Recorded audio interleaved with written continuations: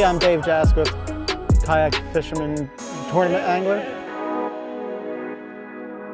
Mike Kachman down at the Wando River at Paradise Landing. I work for Yak Outdoor Guides. Basically, we do kayak fishing excursions, along with some other stuff in Pawleys and Merle's Inlet.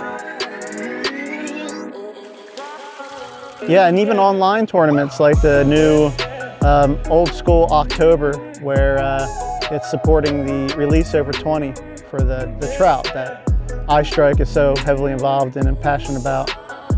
Great calls. You know, these trout do need to live on and spawn and grow up to keep having babies. So, you know, we got involved with that. Old School October, we're using some old school H&H lures and trying to catch a 20-inch trout and over. It has been a challenge so far, but definitely not going to give up. We'll see what I can come up with.